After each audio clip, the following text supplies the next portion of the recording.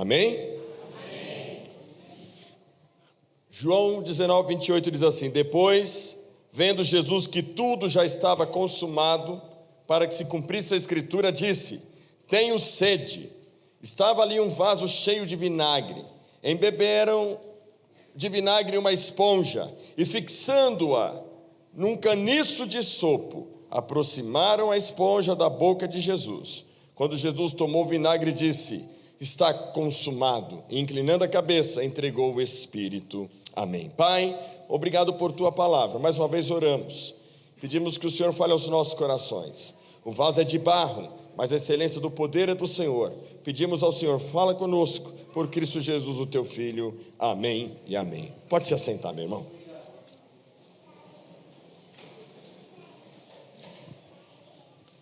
O tema da mensagem desta manhã é Tetelestai, a vitória da cruz. Irmãos, diz que as últimas palavras de uma pessoa antes dela falecer são talvez as mais importantes. Quando ela está concluindo, quando ela está findando a sua vida. Diz que John Wesley, a sua frase final foi que o melhor de tudo é que Deus está conosco. Jesus, quando estava na cruz do Calvário, ele expira, ele vai expirar, ele vai dizer: está consumado. Essa poderia ser uma expressão qualquer, como qualquer outra: está consumado, está concluído. Mas tem um significado profundo, porque o termo grego ali é o termo tetelestai.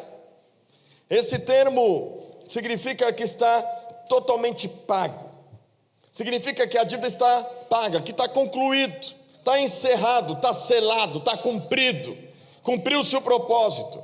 Para você entender mais ainda o significado disso, é bom a gente voltar no século I e saber que, por exemplo, quando um bandido, um assassino, um criminoso, ele cometia um delito, então ele ficava marcado, e ele tinha uma dívida, uma nota promissória, como que dizendo: olha, ele é um criminoso, ele tem dívida com a sociedade, ele precisa pagar essa dívida.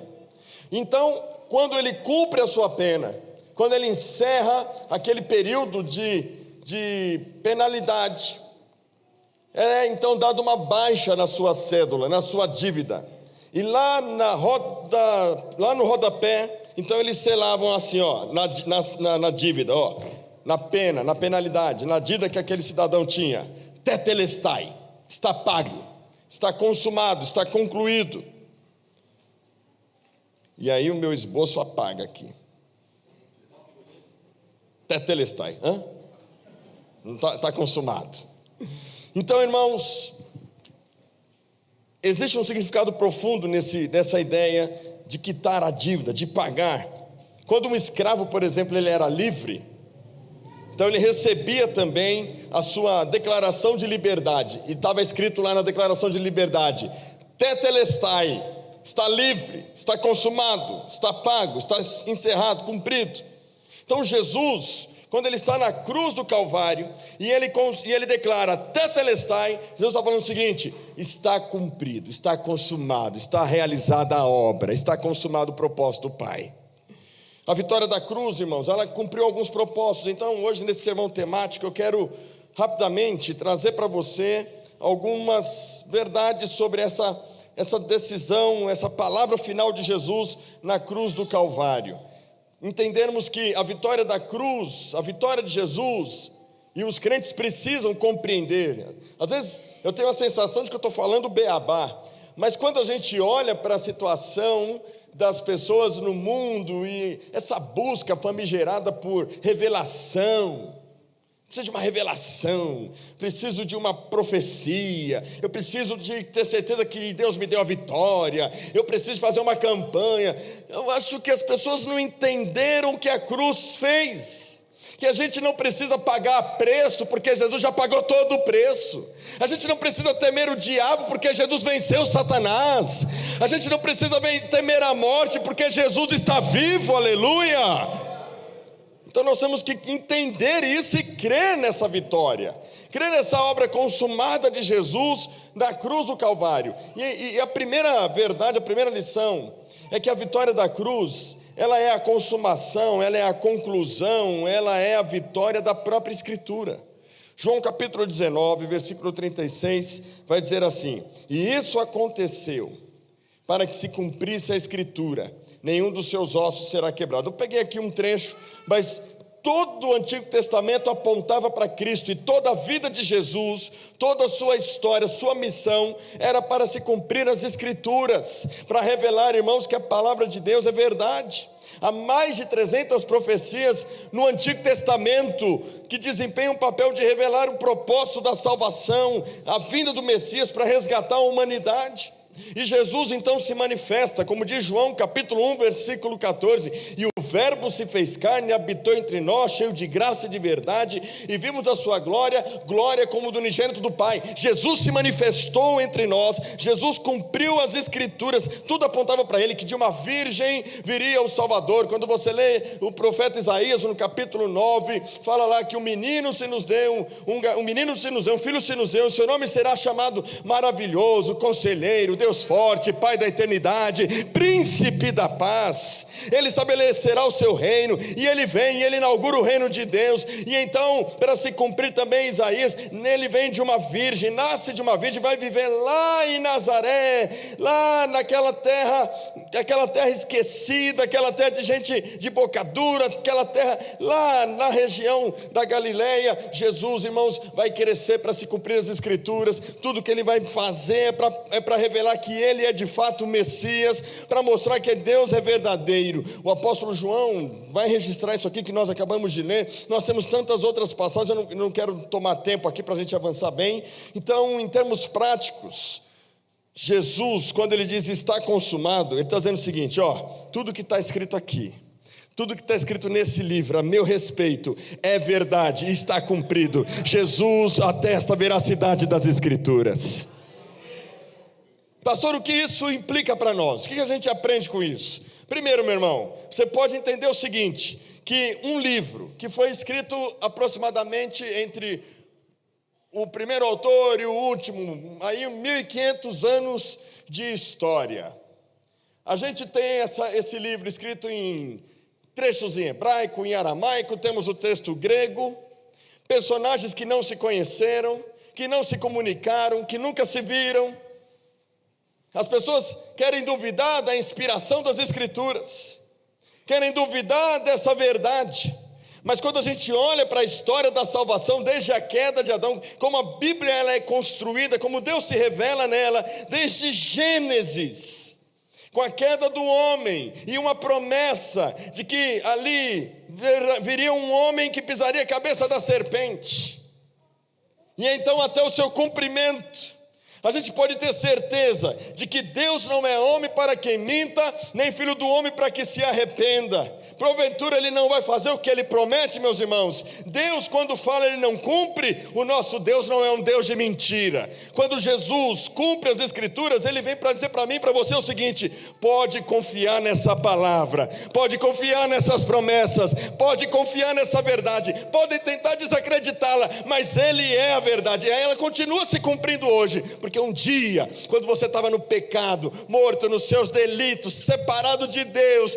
Deus te amou de tal maneira que deu seu Filho unigênito, e você foi tocado pela pregação da palavra, e a palavra te tocou, e você nasceu de novo, aleluia, por causa dessa palavra que é viva. Sabe, hoje tudo se explica, e a gente está perdendo a fé da palavra. Irmãos, o que o diabo quer é que as pessoas não acreditem mais na verdade. Se não tem mais verdade absoluta, sobra o quê? Por isso, de tempos em tempos, né, pastor Marlon, pastor Williams, os teólogos, nós pastores aqui que temos compromisso de pregar a palavra, pastor Adriano, pastor Fabiano, e todos nós aqui, todos os pastores, surgem de tempos em tempos alguém para dizer que esse livro não é verdade. Os liberais, dizendo que a Bíblia são mitos, que não há revelação, coisa alguma. Mas como que eu vou dizer que esse livro é mito? Que esse livro não tem poder? Se um dia, estava lá na CUPC, numa escola, num culto numa escola, e de repente a gente está lá falando de Lucas capítulo 15, falando da parábola do filho pródigo, e um taxista aparece lá, e quando ele ouve a palavra de Deus em Lucas capítulo 15, não foi prometido para ele teologia da prosperidade, não foi prometido para ele cura, não foi prometido para ele libertação da vida, derrota financeira. O que foi apresentado para ele é que Deus ama ele, que Deus perdoa os seus pecados. E aquele homem que estava lá ouviu que Jesus Cristo perdoa pecados, que ele quer fazer dele um filho, e hoje ele está aqui, é o Júlio, porque a palavra de Deus, irmãos, é viva, porque a palavra de Deus tem poder.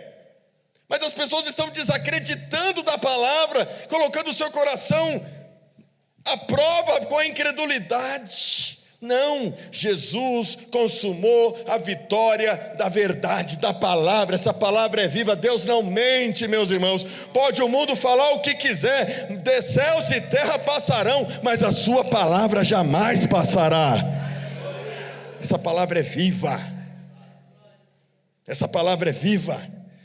Outra coisa que a gente aprende aqui com Jesus, Mateus 12, 28, Jesus está fazendo o seu ministério, trazendo o reino, e aí vão chamar Jesus de um endemoniado, que Jesus expulsava demônios pelo poder de Beelzebu, e ele vai responder àqueles fariseus, versículo 28 de Mateus 12: se porém eu expulso os demônios pelo Espírito de Deus, certamente é chegado o reino de Deus sobre vocês. E aí ali na cruz do Calvário, irmãos, o que vai acontecer é a vitória de Jesus sobre Satanás. A vitória da cruz é a consumação da derrota do inimigo. E aí qual é o problema disso hoje? O problema disso hoje é que muitos crentes têm uma má compreensão da atuação do diabo na vida das pessoas. Crente que tem medo de expulsar demônio, já viu isso? Misericórdia. Eu tenho um amigo, não vou falar a denominação dele porque está gravando, não representa a denominação dele como um todo, né? Mas ele diz assim, ó, na nossa igreja, esse negócio de manifestar demônio está por fora, a gente terceiriza, a gente manda para a Universal. Falei, que isso, rapaz? Que isso, você tem medo do diabo? Gente que tem medo de orar porque fala, não, se eu começo a orar vem as retaliações, pastor, eu não gosto de participar, a gente vai fazer agora 21 dias de jejum e oração. Teve gente que já falou para mim isso, pastor, eu não participo dos 21 dias, porque eu começo a orar e o diabo vem com força.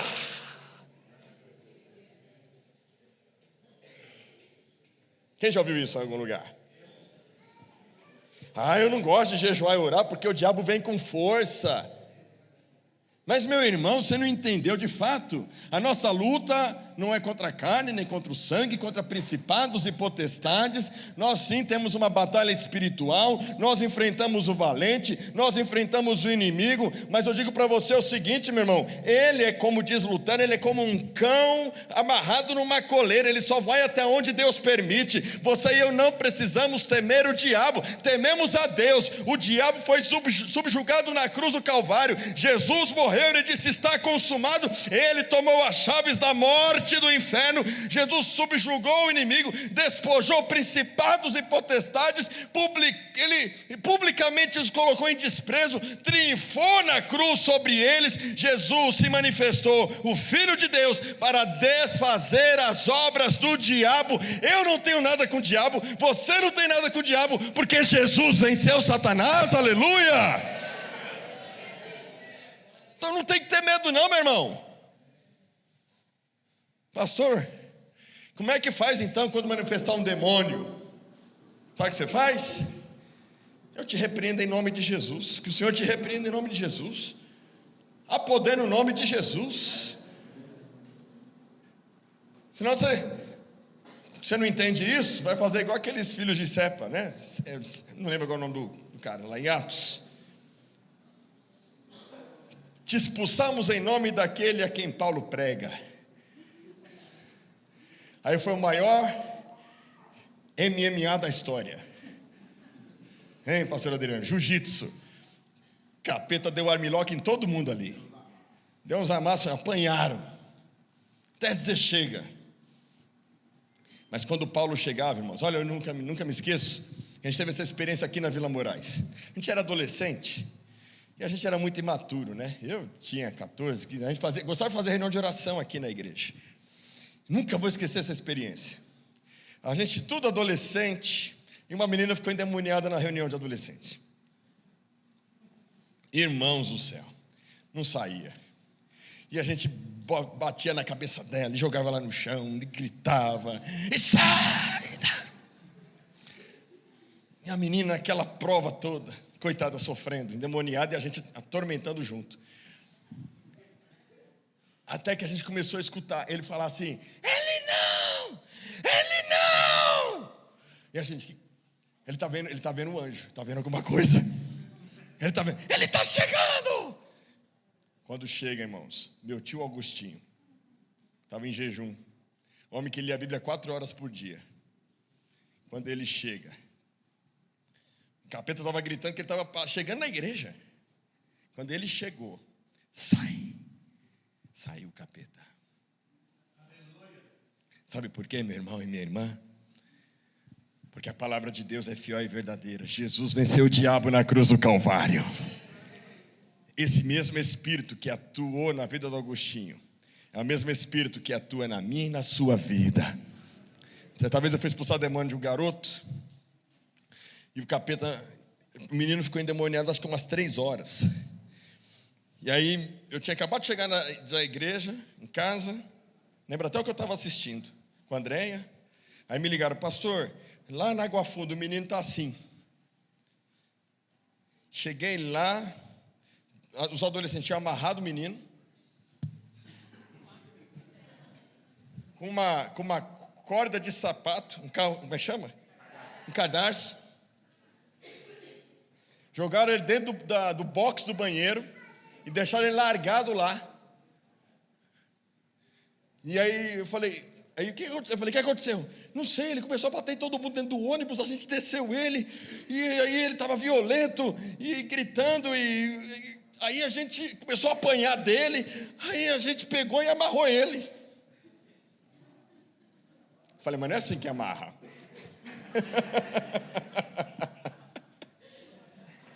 Não é assim que amarra. E jogaram o menino. Irmãos, que cena triste. Aí eu entrei no banheiro e vi aquele menino amarrado, todo molhado. Jogaram água nele para ver se... Falei, deram banho no capeta.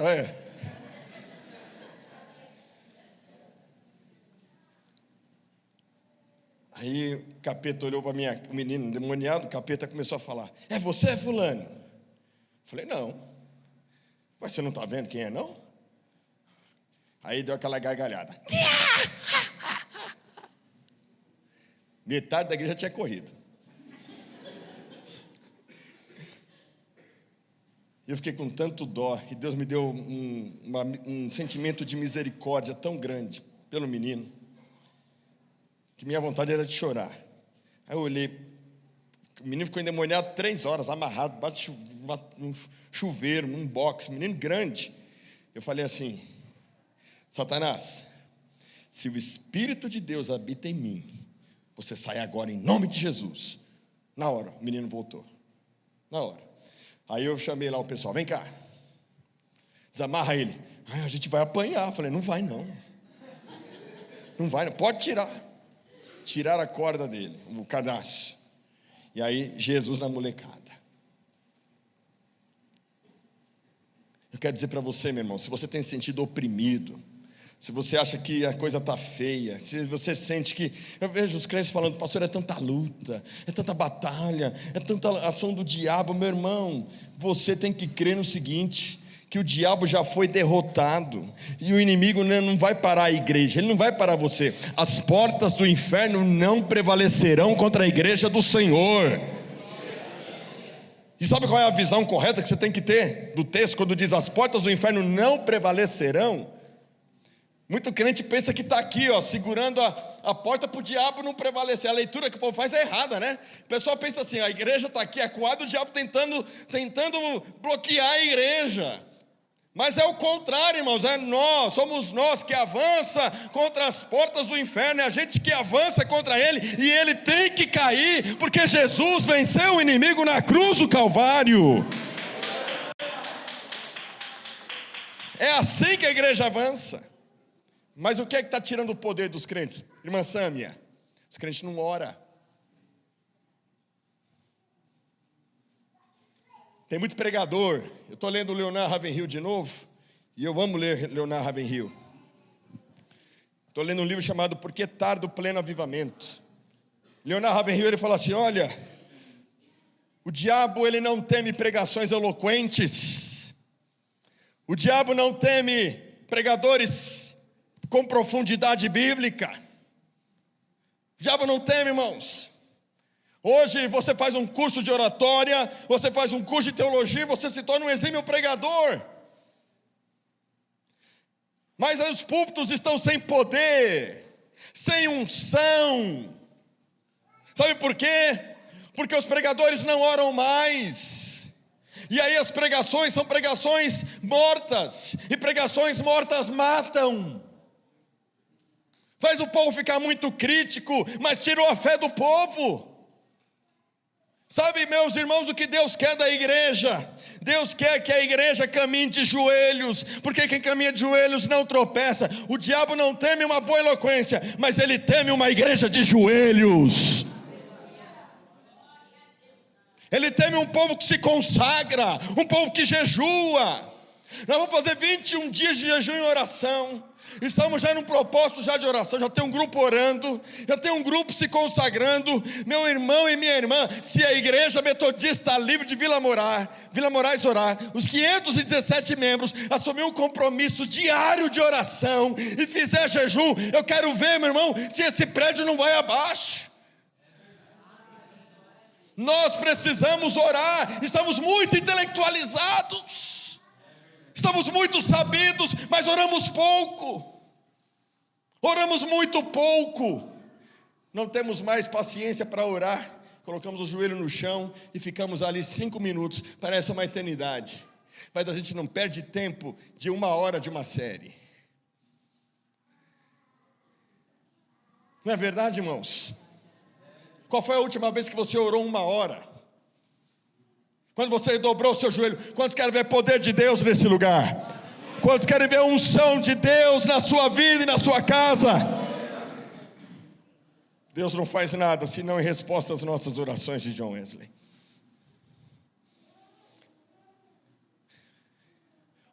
Uma igreja que não ora está se desviando. Nós nos acostumamos a performance. Queremos um som bom, eu quero um som bom, eu quero luz, eu quero um templo maior, eu quero, irmãos, a gente quer do bom e do melhor, a gente fala assim, vou dar o melhor para Deus. Deus não está recebendo o nosso melhor, porque o melhor de Deus não tem a ver, irmãos, com a excelência externa. O melhor de Deus tem a ver com a vida, tem a ver com o poder, tem a ver com oração, tem a ver com a unção que vem do alto. Temos púlpitos tão bonitos, temos igrejas muitas vezes tão luxuosas, mas por dentro é como se a gente estivesse vazio, porque temos orado pouco. Eu quero ver o poder. Quem quer ver o poder de Deus aqui, irmãos? Quero sim que venha os endemoniados, e a gente bota os adolescentes para expulsar os demônios, e os demônios vão sair tudo. Porque os nossos adolescentes não vão estar presos à pornografia, não vão estar presos a coisas desse mundo, porque eles têm vida de oração. A gente quer avivamento, mas não existe avivamento sem oração. A gente quer vitória, mas não existe vitória sem oração. Se Deus respondesse a nós, na proporção da nossa vida de oração, como seriam as respostas de Deus para você? É tempo de orar, irmãos. É tempo de orar. É tempo de orar. E eu quero concluir. Vou pular aqui o 3º tópico, vou para o 4º. Mateus capítulo 27, versículo 51. Jesus já consumou a vitória dele na cruz do Calvário. E eu quero concluir, para a gente ter um tempo de orar. Mateus 27, 51.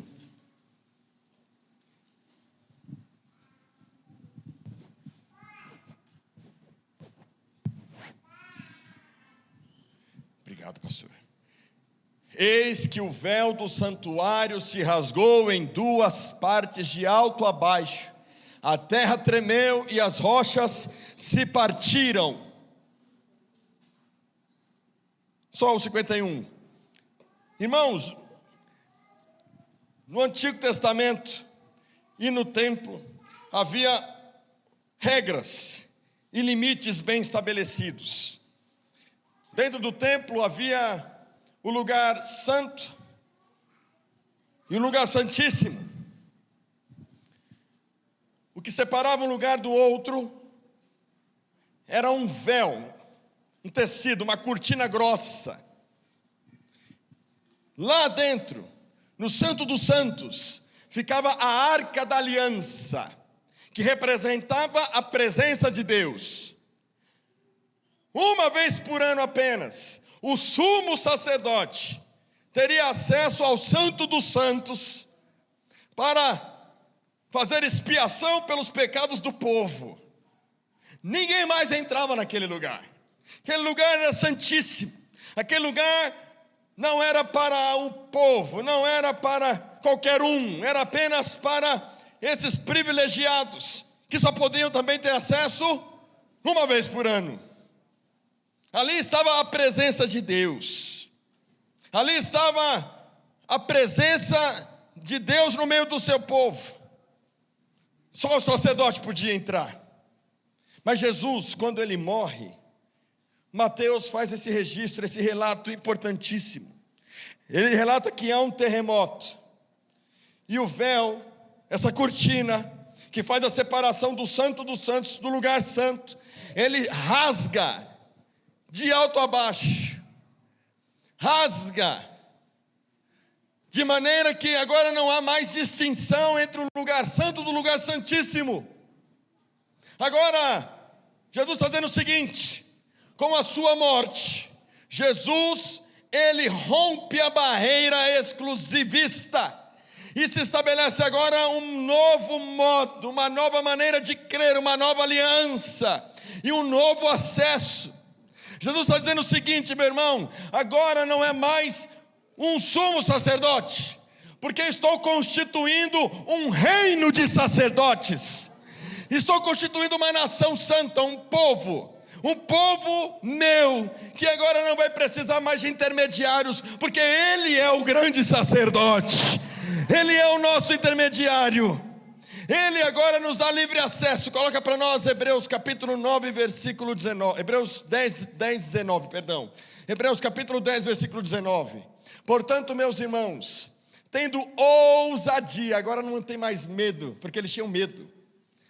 O sumo sacerdote tinha que entrar temendo por sua vida, medo de ser consumido.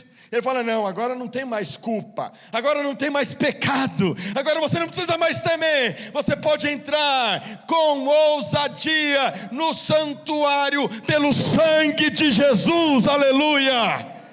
Continua: pelo novo e vivo caminho que Ele nos abriu por meio do véu, isto é, pela sua carne, e tendo um grande sacerdote sobre a casa de Deus, aproximemo-nos.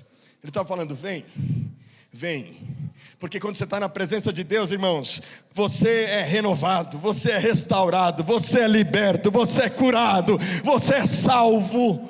Na presença de Deus não tem limites, não tem barreira. Com a plena certeza de fé, tendo o coração purificado de má consciência e o corpo lavado com água pura. Jesus está mostrando para nós que com a sua morte, eu e você agora temos acesso à presença de Deus. E mais do que isso, a presença dele vem até nós. A presença dele passa a habitar em nós.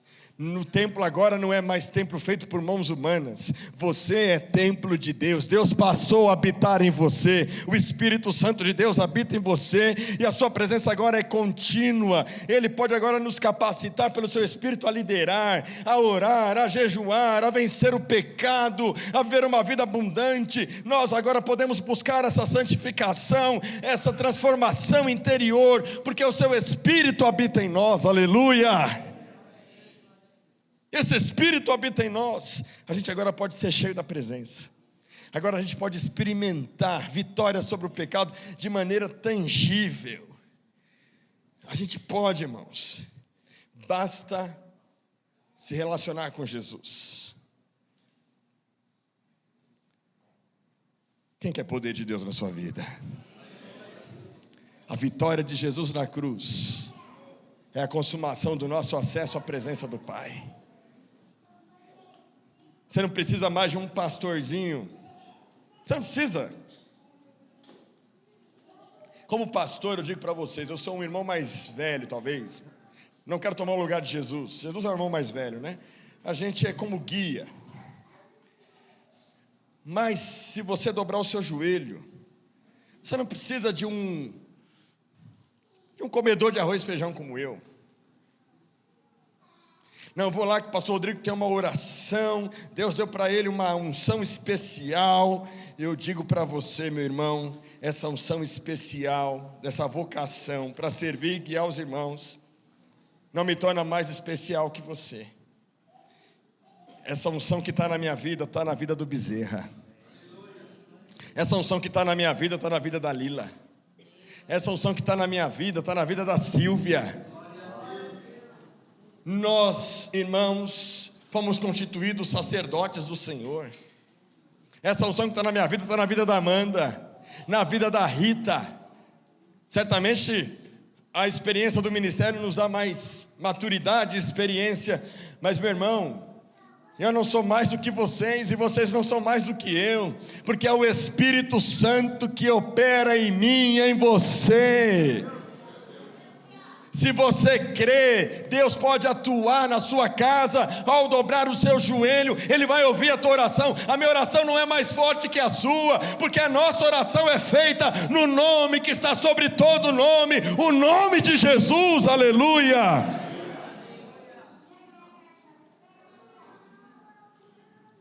É mais fácil manipular. Poderia manipular vocês. Poderia, né, pastores? Poderia falar, olha, vem aqui, que a minha oração é forte, tem uma unção especial sobre a minha vida, tem um poder sobrenatural que flui em mim, porque eu fui lá no monte, e eu orei, e eu ungi essas águas aqui para vocês, e olha, me chama que eu vou fazer, vou acontecer na sua casa, porque a unção de Deus está na minha vida. Poderia, irmãos, e muita gente acredita, e tem se decepcionado, se machucado por causa disso. Mas eu digo para você, nessa manhã é diferente o negócio. Se você crê no que Cristo fez na cruz do Calvário por mim e por você, não tem homem mais importante, não tem homem mais poderoso, não tem homem mais ungido no céu e na terra, e o nome dele é Jesus Cristo. E se você dobrar o seu joelho, Ele vai fazer, porque Ele está olhando o seu coração, Ele está contemplando a sua fé, não o seu título, não o seu tempo de igreja, mas a sua humildade, a sua fé, a sua dependência, porque Ele tem prazer em abençoar aqueles que o buscam. E eu te digo nessa manhã, Ele está aqui, Ele passeia no nosso meio, procurando crentes que oram, crentes que têm fé, crentes que se humilham para atuar, para te renovar, para te fortalecer, para te batizar com fogo, para te dar ousadia, para você confiar no poder dele. Irmãos, se a igreja compreender a dimensão do poder que opera nela, ninguém segura a igreja. John Wesley entendeu isso, empoderou leigos, e falou, vão, preguem. E houve o avivamento metodista. Só que a gente tem que começar a tirar algumas coisas. Tem 4 coisas que a gente precisa tirar. E aqui eu vou concluir. 4 coisas. Orando essas madrugadas aí. 4 coisas que Deus colocou no meu coração, que tem atrapalhado os crentes de avançar. Primeira coisa. Sabe quando você se vê impotente diante dos desafios da vida, do ministério, diante dos problemas, você fala: puxa, eu dei tudo de mim, eu fiz tudo que podia para Deus fazer algo na minha casa, para Deus fazer no meu ministério, para Deus fazer na vida das pessoas. Sabe o que você está falando? Eu ainda quero continuar tendo controle. É isso que você está falando. Eu não tenho controle, eu estou perdendo o controle, eu quero mais controle. É confortável, irmãos, ficar onde a gente se sente mais seguro. Eu estou falando que acabou a hora de pregar. Coloquei um temporizador aqui para me controlar, porque senão eu vou embora. Se controlar, a gente quer ter controle. Controle da igreja, controle dos filhos, controle do marido, controle da esposa. Quem quer viver, irmãos, a vitória da cruz não pode ter controle. Um só pode ter o controle. Só um pode ter o controle. Ou você dá o controle para Jesus, ou você vai ter o controle da sua vida. Segunda coisa que o Senhor falou para mim: crise e insegurança. Sabe o que impede muitas vezes de você ser um líder, uma pessoa que faz a diferença? É que você se compara demais com os outros. Eu não vou ser igual o pastor Rodrigo, não vou ser igual o pastor Marlon. Mas imagina eu ficar pregando para esses teólogos aqui, ó, que vivem em Vejam Só. Pastor Williams foi no Vejam Só esses dias, pastor Marlon, escritor de livro. Aí o pastor Rodrigo é muito simples, estou nem aí. Fala igual minha avó, né? Minha avó falava assim, pastor Marlon, cearense minha avó, né? Ela é baixinha, e a gente tudo alto, os netos, e a gente, aí a senhora é baixinha, ela fala: a parte que passa de mim é podre. Sabe onde é que ela tirou essas coisas, não? Irmãos, Deus deu dons para cada um aqui, não para a gente se comparar uns com os outros, porque o que conta é a humildade, a unção de Deus que flui na sua vida. Outra coisa, irmãos, que tem feito as pessoas perderem a vida de oração: foco incerto. Foco incerto. Se você não sabe onde Deus te quer, você põe a mão em tudo. E você se estressa e se cansa de fazer tantas coisas,